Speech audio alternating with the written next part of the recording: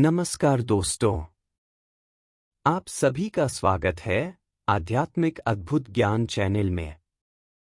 आज मैं आपको बताऊंगा कि श्री कृष्ण ने कैसे अपने गुरु के पुत्र को जिंदा किया। एक बार श्री कृष्ण अपने गुरु से गुरु दक्षिणा की कहते हैं। यह सुनकर सांदीपनी ऋषि कहते हैं कि जो गुरु किसी दक्षिणा के लालच में विद्या प्रदान करता है, वास्तव में वह गुरु कहलाने का अधिकारी नहीं, वह तो एक निम्न कोटि का व्यापारी है।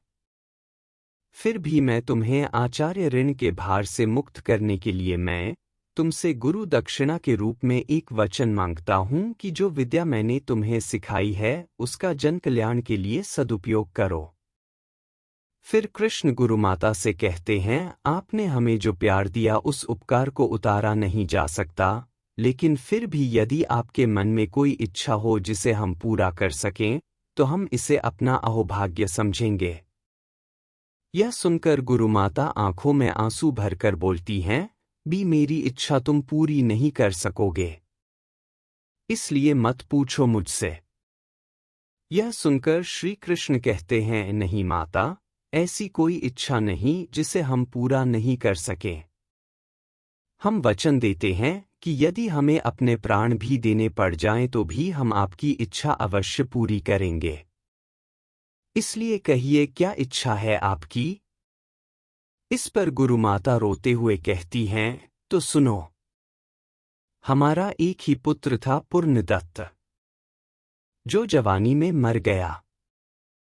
तुम मेरे पुत्र को वापस लाकर दे सकते हो? यह सुनकर श्री कृष्ण गुरु माता की ओर गौर से देखने लगते हैं। माता रोते हुए कहती हैं, बोलो। श्री कृष्ण चुप रह जाते हैं। तब गुरु माता कहती हैं, मैं जानती थी कि तुम मेरी इच्छा पूरी नहीं कर सकोगे, इसलिए झूठा वचन क्यों देते हो? जाओ जाओ, मैं तुम्हें वचन से मुक्त करती हूं।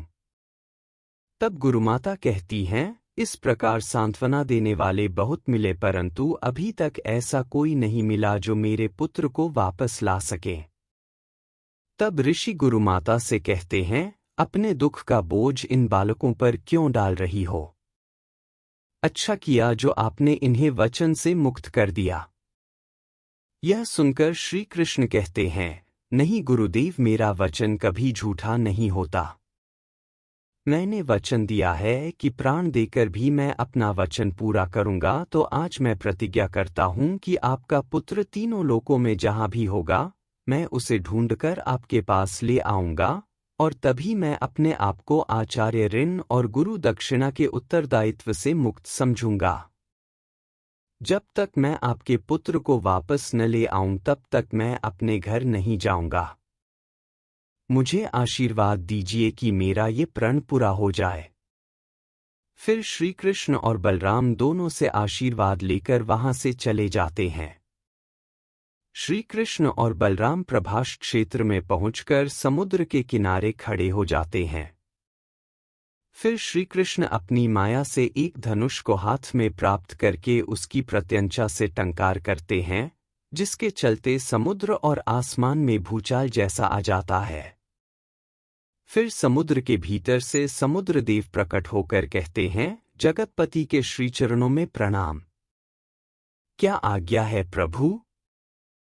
यह सुनकर श्री कृष्ण कहते हैं, हे रत्नाकर, हमारे गुरु महात्मा का पुत्र पूर्णदत्त तुम्हारे इस प्रभास क्षेत्र में पर्व स्नान के लिए आया था। यहां से तुम्हारी लहरें उसे बहाकर ले गईं। हमारी आज्ञा है कि पूर्णदत्त जहां भी है उसे तत्काल लाकर हमें वापस कर दो। तब समुद्रदेव कहते हैं, प्रभु पूर्णदत्त मेरे पास नहीं है।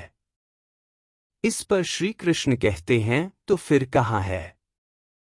तब समुद्रदेव कहते हैं, भगवान, मेरी गहराइयों में पांचजन्य नाम का एक राक्षस रहता है।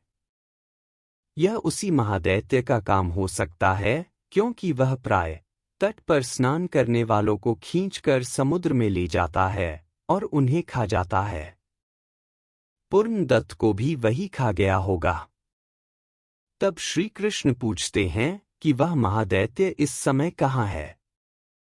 इस पर समुद्रदेव कहते हैं कि इस समय वह समुद्र तल पर पड़े हुए एक छोटे से शंख के अंदर छिपकर विश्राम कर रहा है। यह सुनकर बलराम कहते हैं, छोटे से शंख के अंदर। इस पर समुद्रदेव कहते हैं, जी, वह मायावी राक्षस अपने शरीर को छोटा करके उस शंख के अंदर चला जाता है। वही उसका निवास स्थान है। यह सुनकर श्री कृष्ण और बलराम दोनों समुद्र के अंदर चले जाते हैं और बहुत ही गहरे तल में वे उस शंख को खोज लेते हैं। श्री कृष्ण उस शंख के पास जाकर कहते हैं, जागो दैत्यराज और देखो तुम्हारा काल तुमसे मिलने आया है। जब कोई हलचल नहीं होती है तो श्री कृष्ण अपने धनुष से एक अग्निबाण चलाते हैं, जिसके ताप से विचलित होकर वह दैत्य अट्टहास करता हुए शंख से बाहर निकलता है और विशाल रूप धारण कर लेता है। दोनों को देखकर वह कहता है, आज तो कोमल भोजन खाने को मिलेगा। फिर बलराम को धनुष देकर श्री कृष्ण भी विशाल रूप धारण कर लेते हैं और फिर दोनों का युद्ध होता है। मार खाने के बाद वह दैत्य भागने लगता है तो श्री कृष्ण भी उसके पीछे तैरते हुए जाते हैं। वह दैत्य तेजी से तैरता हुआ एक समुद्री सुरंग में घुस जाता है। श्री कृष्ण भी उसके पीछे रहते हैं। फिर एक जगह जाकर श्री कृष्ण पीछे से उसकी दोनों टांगें पकड़कर मारते हैं। फिर दोनों में गदा युद्ध होता है। अंत में उसकी गदा गायब हो जाती है तो श्री कृष्ण उसे अपनी गदा से खूब मारते हैं। वह बुरी तरह घायल होकर नीचे गिर पड़ता है। तब श्री कृष्ण अपनी गदा को तलवार में बदलकर उस दैत्य के सामने क्रोधित होकर खड़े हो जाते हैं। वह दैत्य भयभीत हो जाता है। श्री कृष्ण उसके दो टुकड़े कर देते हैं। तभी वहां बलराम भी आ जाते हैं। यह देखकर बलराम कहते हैं, इसके पेट में तो पूर्ण दत्त की हड्डियां भी नहीं है। इसे व्यर्थ ही मारा। तब श्री कृष्ण कहते हैं, व्यर्थ ही नहीं, वास्तव में इसके उद्धार का समय आ गया था। तब बलराम कहते हैं, तो फिर अब क्या? श्री कृष्ण कहते हैं, कुछ नहीं। अब यमराज की राजधानी संयमनी में चलते हैं, वहीं पूर्ण दत्ता को ढूंढ सकते हैं। बलराम जी कहते हैं, हाँ चलो। तभी श्री कृष्ण की नजर उस शंख पर जाती है। उसे देखकर वे कहते हैं, दाऊ भैया, ये शंख कितना सुंदर है। देखें इसकी ध्वनि कैसी है। फिर श्री कृष्ण उस शंख को उठाकर बजाते हैं तो सबसे पहले भगवान शंकर सुनते हैं। फिर अन्य देवता श्री कृष्ण को देखकर उन्हें नमस्कार करते हैं। बलराम जी भी हाथ जोड़कर प्रभु को नमस्कार करते हैं। फिर श्री कृष्ण कहते हैं, आज से यही हमारा शंख होगा। प्रत्येक युद्ध में इसी के साथ हम युद्ध घोष करेंगे। इसका नाम पांचजन्य शंख होगा और जहां भी यह शंख बजेगा वहां धर्म की विजय होगी। चलो अब यमराज जी के पास चलते हैं। उधर यमलोक में दरबार में बैठे यमराज जी पदचाप की ध्वनि सुनकर कहते हैं, ये किसके पदचाप की ध्वनि है चित्रगुप्त? ऐसा कौन है जिसके बढ़ते हुए चरणों की धमक से यमपुरी की धरती भी कंपायमान हो रही है? फिर क्रोधित होकर यमराज जी कहते हैं, ये कौन आ रहा है? यह सुनकर चित्रगुप्त जी कहते हैं, हे यमराज, इस क्षण में तो किसी भी प्राणी के आने का कोई उल्लेख नहीं है मेरे खाते में। इसलिए प्रभु जो आ रहा है वह मृत्युलोक का प्राणी नहीं हो सकता, कोई और ही है। यमराज कहते हैं, और कौन असुर या सूर? चित्रगुप्त कहते हैं, मैं नहीं जानता भगवान। उधर यम के द्वार पर श्री कृष्ण और बलराम पहुंच जाते हैं। द्वार पर यमदूतों का कड़ा पहरा रहता है। वे द्वार के अंदर जाने लगते हैं तो द्वारपाल उन्हें रोककर कहता है, कौन हो तुम? जो यमदूत तुम्हें यहां लाए हैं वो कहाँ हैं? यह सुनकर श्री कृष्ण कहते हैं, हमें कोई यमदूत यहाँ नहीं लाया। हम स्वयं आए हैं। इस पर यम द्वारपाल कहता है, स्वयं आए हो, ये कैसे हो सकता है? तुम इस पार्थिव शरीर के साथ यहाँ कैसे आ सकते हो? कोई प्राणी अपने जीवित शरीर के साथ यहाँ तक नहीं पहुँच सकता। केवल मरने के पश्चात ही जीवों को यहाँ लाया जाता है। यह सुनकर श्री कृष्ण मुस्कुराते हुए कहते हैं कि परंतु हम तो कभी मरते ही नहीं, इसलिए ऐसे ही आना पड़ा। अब आ गए हैं तो हमें अंदर आने दो। यह सुनकर द्वारपाल क्रोधित होकर कहता है, मूर्ख बालकों, तुम समझते क्यों नहीं ये यमपुरी है, कोई बच्चों के खेलने का स्थान नहीं। यह सुनकर श्री कृष्ण कहते हैं, परंतु हम खेलने नहीं आए हैं, हम तो यमराज जी के दर्शन करने आए हैं। यह सुनकर द्वारपाल कहता है, केवल मरने के बाद ही जीवों को उनके दर्शन होते हैं। यह सुनकर श्री कृष्ण कहते हैं, यदि मरने के बाद ही दर्शन होते हैं तो भैया हमें मार ही डालो। यह सुनकर द्वारपाल आश्चर्य से कहता है, परंतु हम तुम्हें नहीं मार सकते। जब तक किसी प्राणी का समय नहीं आ जाता उससे पहले तो यमदूत भी उसे नहीं मार सकते। इस पर श्री कृष्ण कहते हैं, फिर तो समस्या बड़ी गंभीर हो गई। तुम हमें मार नहीं सकते और मरे बिना हम अंदर नहीं जा सकते, तो एक काम करो कि यमराज जी से कहो कि वे ही बाहर आ जाएं, क्योंकि हमारा उनसे मिलना परम आवश्यक है। तब श्री कृष्ण मुस्कुराकर कहते हैं, अच्छा। फिर वह अपना शंख निकालकर बजाते हैं। इस शंख ध्वनि से यम की धरती हिलने लगती है। द्वारपाल सहित सारे सैनिक खुद को संभालने लगते हैं। उधर यम का सिंहासन भी हिलने लगता है।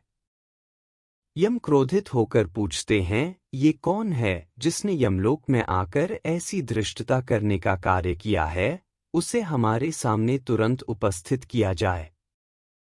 तभी वह द्वारपाल आकर कहता है, क्षमा करे प्रभु, तरुण अवस्था के 2 उदंड बालक जाने किस प्रकार अपने पार्थिव शरीर के साथ ही यमपुरी के मुख्य द्वार पर पहुंच गए हैं। वो हठ कर रहे हैं कि आप स्वयं चलकर उन्हें दर्शन दें। मना करने के बाद उन्होंने किसी मायावी शंख को इस प्रकार फूंकना शुरू किया कि जिससे यमपुरी के मुख्य द्वार से लेकर सारे महल हिलने लगे हैं। प्रभु, यह सुनकर यमराज जी कहते हैं, इसका अर्थ है कि वे दोनों कोई मायावी असुर है जिन्होंने हमारी नगरी पर आक्रमण करने का साहस किया है। उनकी इस धृष्टता का उत्तर हमारा यमदंड उन्हें देगा। फिर यमराज जी के हाथ में यमदंड प्रकट हो जाता है, जिसे वे यमपुरी के द्वार पर खड़े दोनों बालकों की ओर फेंक देते हैं। वह यमदंड शंख बजा रहे प्रभु को मारने का प्रयास करता है, लेकिन वह कुछ भी नहीं कर पाता है, तो पुनः लौट जाता है और यमराज के सामने जाकर अदृश्य हो जाता है। यह देखकर यमराज कहते हैं, यमदंड को शक्तिहीन कर दे। तीनों लोक में ऐसा कौन है? उसे तो स्वयं चलकर देखना पड़ेगा। फिर यमराज सिंहासन सहित द्वार पर पहुंच जाते हैं। उन्हें देखकर श्री कृष्ण शंख बजाने को विराम दे देते हैं। यमराज क्रोधित होकर दोनों को देखते हैं, दोनों मुस्कुरा रहे होते हैं। फिर यमराज को श्री कृष्ण में भगवान विष्णु नजर आते हैं और बलराम में शेषनाग। यह देखकर उनका क्रोध जाता रहता है और वे हाथ जोड़कर कहते हैं, प्रभु आप। फिर यमराज जी सिंहासन से उतरकर प्रभु के समक्ष हाथ जोड़े घुटने के बल खड़े होकर कहते हैं, हे त्रिलोकपति, अपने दास की भूल को क्षमा करके इस अकिंचन का नमन स्वीकार करें। इस दास के लिए क्या आज्ञा है प्रभु? तब श्री कृष्ण कहते हैं, हम महामुनि के पुत्र को आपसे वापस मांगने आए हैं। अपने कर्मानुसार वो जिस लोक में जहां भी हो उसे लाकर हमें दे दो, यही हमारी आज्ञा है। यह सुनकर यमराज जी कहते हैं, हे सर्वशक्तिमान, हमारे पास सभी प्राणी जीवात्मा के रूप में ही आते हैं। मैं उसे उसी रूप में वापस कर सकता हूं, परंतु उन्हें पार्थिव शरीर प्रदान करने की शक्ति मुझ में नहीं है प्रभु। यह सुनकर श्री कृष्ण कहते हैं, उसकी चिंता तुम न करो, तुम हमें वो जीवात्मा ही लौटा दो। फिर यमराज जी कहते हैं, जो आज्ञा प्रभु। फिर यमराज जी के हाथ पर एक ज्योति प्रकट होती है, जिसे वे प्रभु को दे देते हैं। फिर श्री कृष्ण और बलराम पूर्ण दत्त की आत्मा को लेकर चले जाते हैं। उधर सुदामा गुरुमाता बोलता हुए दौड़ता हुआ गुरुमाता के पास जाकर खड़ा हो जाता है, तो माता कहती है, क्या है सुदामा? सुदामा कहता है, गुरुमाता कृष्ण आ गया है। यह सुनकर गुरुमाता भावुक होकर कहती है, क्या कृष्ण आ गया है? यह सुनकर सांदीपनी भी सुदामा की ओर देखने लगते हैं। तब सुदामा कहता है, हाँ गुरुमाता, उसके साथ आपका पुत्र पूर्ण दत्त भी आया है। यह सुनकर गुरुमाता के हाथ से घड़ा छूट पड़ता है और कहती है, क्या मेरा पूर्ण दत्त आ गया है? सांदीपनी ऋषि यह सुनकर खड़े हो जाते हैं और आश्चर्य से कहते हैं, क्या? और दौड़ते हुए सुदामा के पास आकर कहते हैं, क्या कहा पूर्ण दत्त आ गया है? सुदामा कहता है, हाँ गुरुदेव, कृष्ण और बलराम के साथ आपका पुत्र भी आया है। यह सुनकर सांदीपनी ऋषि सुदामा को आंखें फाड़कर देखते हैं। तभी सुदामा द्वार की ओर संकेत करते हुए कहता है, वो देखिए। सांदीपनी ऋषि आंखें फाड़ते हुए घोर आश्चर्य से आश्रम के द्वार पर देखते हैं। गुरुमाता भी अचंभित हो जाती है। यज्ञ कर रहे सारे शिक्षक और विद्यार्थी खड़े हो जाते हैं। सभी द्वार से भीतर आते हुए कृष्ण बलराम के बीच चल रहे पूर्ण दत्त को देखकर आश्चर्य करते हैं।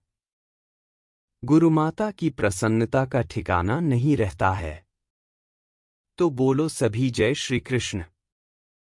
अगर आपको ये वीडियो पसंद आई तो वीडियो को लाइक और सब्सक्राइब करें।